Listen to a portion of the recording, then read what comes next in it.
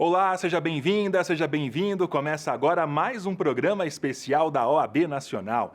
Começamos a edição de hoje trazendo uma boa notícia. Dias depois do ato de desagravo realizado em João Pessoa, na Paraíba, que reuniu centenas de advogados e advogadas na luta em defesa das prerrogativas da advocacia, o juiz Manuel Abrantes, da primeira vara criminal de Mangabeira, anulou o auto de prisão em flagrante contra os advogados integrantes da Comissão de Prerrogativas da OAB Paraíba e da Anacrim. Eles foram ilegalmente detidos na Central de Polícia de João Pessoa no dia 25 de setembro, acusados de desacato contra delegados de Polícia Civil. O presidente Felipe Santa Cruz comenta o caso e a decisão do juiz. Eu fui a João Pessoa, uma das exceções que fiz no meu isolamento, com todos os cuidados também, fomos a João Pessoa. Lá houve um ato extremamente violento contra a advocacia, dentro de uma delegacia de polícia, na Central de Polícia do Estado da Paraíba. Eu tratei com o governador do Estado, que me prometeu ser duro, ser transparente, garantida, claro, a ampla defesa, o contraditório, mas apurar o que efetivamente aconteceu. E nós sabemos o que aconteceu. Nós sabemos que as autoridades envolvidas no abuso que foi cometido merecem sofrer, dentro da lei, as punições cabíveis. Então, nós seguimos nessa esteira. O desagravo, eu disse isso no desagravo na Paraíba, ao lado do presidente Paulo Maia, que brilhantemente tem conduzido esse assunto. O desagravo é importante, porque é um momento de solidariedade da advocacia, de abraço, de dizer não, mas mais importante que o desagravo é esse segundo momento que nós queremos soluções concretas. E essa semana houve a anulação do flagrante, já é um passo importante, e o presidente Paulo Maia me narrou, e temos mantido permanente contato, me narrou que outras iniciativas e ações serão tomadas nos próximos dias. Na decisão, o juiz Manuel Abrantes considerou que os advogados, no exercício da atividade, têm imunidade e não podem ser presos em flagrante, conforme estabelece o Estatuto da Advocacia e a Ordem dos Advogados do Brasil, na Lei 8.906 de 1994. Na ocasião, foram desagravados os advogados Felipe Leite Ribeiro Franco, Igor Guimarães Lima, Ingo Araújo Miná, Ítalo Augusto Dantas Vasconcelos, Joalisson Rezende, Jane Milanes e Leonardo Rosas. O presidente da OAB, Felipe Santa Cruz, participou do webinar Cortes Supremas, Governança e Democracia, contribuições da sociedade civil para o aprimoramento da governança do Supremo Tribunal Federal. O evento foi promovido no dia 22 pelo STF, em parceria com a Universidade de Oxford e seu Centro Latino-Americano. Santa Cruz falou sobre paz, justiça e instituições eficazes, que é um dos 17 Objetivos de Desenvolvimento Sustentável da Agenda 2030. Santa Cruz destacou a promoção de instituições fortes, inclusivas e transparentes e a manutenção da paz e o respeito aos direitos humanos como base para o desenvolvimento sustentável e para possibilitar o acesso à justiça para todos. Já o ministro Luiz Fux, presidente do STF, em sua fala na abertura do evento, ressaltou que a participação cívica e o diálogo científico são a pedra de toque para a governança democrática do Poder Judiciário. Vamos ver um trecho do discurso. O intuito deste encontro é o de promover um diálogo colaborativo com lideranças científicas, jurídicas e políticas, nacionais e internacionais, para juntos discutirmos como a atuação do Supremo Tribunal Federal pode se tornar mais responsiva à Constituição e aos cidadãos, os quais constituem, simultaneamente, o ponto de partida e o ponto de chegada das decisões por nós proferidas. Por isso mesmo, em nosso evento, reunimos experts em temas como governança, democracia, participação social e novas tecnologias aplicadas ao Poder Judiciário. Mais do que construir narrativas, é essencial que as instituições de um país, nelas inclusas o Supremo Tribunal Federal, pratiquem a escuta ativa, estando sempre abertas à reflexão e à incorporação de ideais e de práticas inovadoras oriundas da sociedade civil. Este evento também marca o lançamento de 4 iniciativas desta presidência, as quais assumem relevante importância, principalmente para a internacionalização do Supremo Tribunal Federal e também para o seu fortalecimento, conquanto Corte Constitucional Digital. Primeiro item da institucionalização da Agenda 2030 da ONU no âmbito do Supremo Tribunal Federal.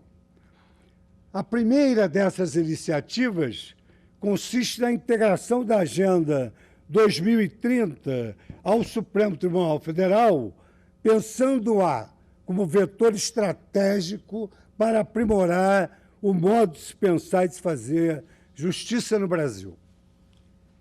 Com 17 objetivos de desenvolvimento sustentável e 169 metas universais, construídos após intensa consulta pública mundial, a Agenda 2030 da Organização das Nações Unidas é adotada por 193 países, incluindo o Brasil, e possui propósitos ambiciosos e transformadores, com grande foco no desenvolvimento econômico sustentável, na promoção do Estado de Direito e na proteção dos direitos humanos das pessoas mais vulneráveis. Guiados pelos princípios da Carta das Nações Unidas, os Objetivos de Desenvolvimento Sustentável visam, entre outras missões, em primeiro lugar, construir instituições eficazes, transparentes e responsáveis, com igualdade de acesso à justiça, combater as desigualdades dentro e entre os países, construir sociedades pacíficas, justas e inclusivas, proteger os direitos humanos e assegurar a proteção duradoura do planeta e seus recursos naturais.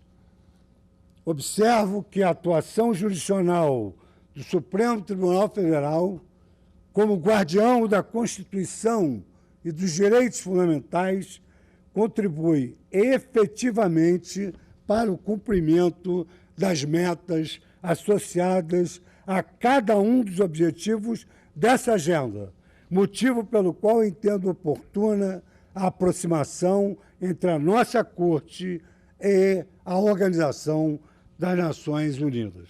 Depois de 7 meses, desde que foi declarada a pandemia do novo coronavírus pela Organização Mundial de Saúde, a diretoria do Conselho Federal da OAB realizou sua primeira reunião presencial. Foi no dia 20 de outubro, na sede da OAB, em Brasília, obedecendo os protocolos de prevenção da doença. O presidente da Ordem, Felipe Santa Cruz, conta como foi a reunião. Realizamos nessa semana, após um longo período, a última reunião presencial aqui no Conselho Federal foi em março, com todos os cuidados sanitários. Realizamos a primeira reunião presencial da diretoria do Conselho Federal. Um momento importante, porque nada substitui esse contato direto, a capacidade de discutir os temas presencialmente. Óbvio que nós não paramos de trabalhar em nenhum momento, porque continuamos trabalhando à distância, através dos meios de telepresença, mas foi muito importante essa reunião e ela é preparatória para que aos poucos, e nós torcemos aí, rezamos, pedimos a Deus que essa vacina chegue logo aos brasileiros, aos poucos nós temos que voltar a dinamizar o trabalho da Ordem, a presença dos advogados aqui, a presença do conselheiro federal e da conselheira federal, que faz muita falta para a vida da entidade. Nós passamos por um momento muito difícil, todos nós passamos por um momento de grande privação, de grande dificuldade. A advocacia enfrenta esse momento no seu dia a dia, mas nós estamos um dia de cada vez, um passo de cada vez, superando esse ano terrível que foi 2020. A Ordem lançou na última semana o livro O Teto de Cristal da Democracia Brasileira, Abuso de Poder nas Eleições e Violência Política contra as Mulheres. A autora é a deputada federal Margarete Coelho. A obra é fruto da tese de doutorado da parlamentar e debate os obstáculos postos à participação feminina na política. Também mostra os abusos de poder no processo eleitoral brasileiro e como isso tem refletido negativamente na soberania popular. O membro honorário vitalício da OAB Nacional, Marcos Vinícius Furtado Coelho, participou da mesa de honra do evento. Veja comigo. Falar da deputada federal Margarete Coelho, autora, jurista, competente, é falar também de um currículo acadêmico muito vasto. Um currículo que iniciou na Universidade Federal do Piauí, a sua alma mater, é também a Universidade Federal a qual eu também estudei, é a Universidade Federal do ministro indicado, Cássio Nunes Marques, acaba de ter seu nome aprovado da Comissão de Constituição e Justiça do Senado, será submetida ao plenário do Senado, esperamos que tenha esta aprovação, uma homenagem ao norte e nordeste do Brasil. Hoje o senador Nelsinho Trade ressaltou essa questão da importância da presença do Norte e Nordeste na composição do Supremo Tribunal Federal. A deputada Margarete Coelho é mestre e doutora em Direito. Esse livro é a síntese da sua tese de doutorado, é tão bem defendida e aprovada. Ela, como todos sabemos, foi diretora da OAB também, diretora da OAB do Piauí, foi conselheira federal da Ordem dos Advogados do Brasil, tem, além desse trabalho acadêmico, um trabalho profissional muito intenso. E esse é o teto de cristal da democracia brasileira. O teto de cristal da democracia brasileira, que é o livro que estamos a lançar, da deputada Margarete Coelho, a colega advogada Margarete Coelho, é justamente a discussão sobre a necessidade da igualdade de chances, da igualdade de oportunidades, e especialmente no que se refere à necessidade da igualdade entre os gêneros na disputa. Que essa luta, que a OAB tem participado, inclusive, junto ao Supremo Tribunal Federal, na ação que discutiu a obrigatoriedade de remessa, de distribuição de recursos às candidatas, a OAB participou, tivemos presente como amicus curiae na ação, defendendo a pauta necessária de que não bastaria a cota ser assegurada, porque não há candidatura sem recursos de campanha. Então, é um consecutário óbvio da fixação de cotas na lei, de que haja recursos proporcionais para o desenvolvimento e desempenho das candidaturas. Isso que o Supremo Tribunal Federal já afirmou. Mas é preciso que entre a ideia e a prática não haja um desnível muito grande. E que, portanto, os tetos de cristais, o teto de cristal da democracia brasileira não seja discutido e possamos superar dificuldades. A deputada Margarete Coelho, autora do livro, explica como surgiu a ideia da pesquisa. Este livro que nós apresentamos hoje, ele é fruto de uma experiência pessoal, na minha vida política, como candidata, como advogada que trabalhou no eleitoral desde o começo da carreira, como professora da disciplina e também como candidata e, enfim, como pesquisadora. E essa minha inquietação a respeito do abuso de poder, de como o direito ao enfrentar o abuso de poder, ele também, em certos momentos, ele infirma alguns pilares que são preciosos da democracia, como o direito de manifestação, como o direito de reunião, como se faz no direito eleitoral, para mitigar esses pilares da democracia em momentos que antecedem as eleições. As limitações que são trazidas à propaganda, aos financiamentos, enfim, todo esse arcabouço jurídico que veio para enfrentar o abuso de poder e que termina por também atacar alguns pilares que são necessários e que fundamentam a nossa democracia. A manifestação da violência política contra a mulher, ela é muito clara. Ela é muito clara quando as mulheres foram o último segmento a votar. As mulheres votaram depois dos analfabetos. Sim, porque os analfabetos votavam lá atrás, quando as mulheres não votavam, né? Foi quando o Rui Barbosa foi deputado federal que, numa lei da sua autoria, os analfabetos deixaram de votar. Mas eles votaram antes das mulheres. O último segmento a votar foram as mulheres. Quando discursos, por exemplo, como discursos do Assis Brasil, que é considerado um dos maiores articuladores da democracia no Brasil, ele dizia que não adiantava se dar voto às mulheres, porque elas iriam votar como os homens da família dissessem, os pais, os maridos, os irmãos dissessem, e que a justiça eleitoral só teria mais trabalho de contar votos, como se democracia fosse apenas contar cabeças. Às vezes mas nem sempre pode ser. Na questão da representação, não. A democracia tem que se preocupar com a participação de todos. Voltamos daqui a pouco com mais informações sobre a Ordem dos Advogados do Brasil. Eu te espero aqui.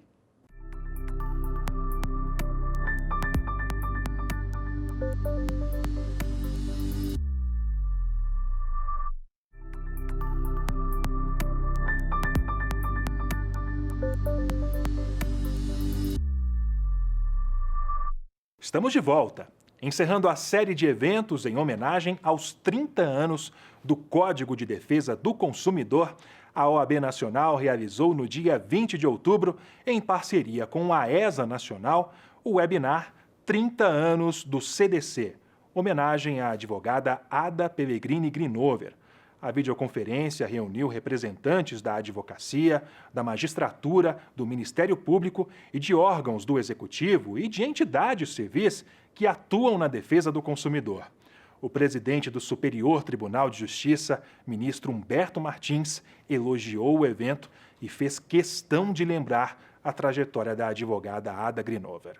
É com muita alegria que participo do encerramento da série de eventos virtuais promovidos pelo Conselho Federal da OAB por meio de sua Comissão Especial de Defesa do Consumidor e da Escola Superior da Advocacia, em comemoração aos 30 anos do Código de Defesa do Consumidor e, em especial, a homenagem à memória sempre e sempre presente da nossa italianinha, professora emérita advogada, Ada Pellegrini Grinover.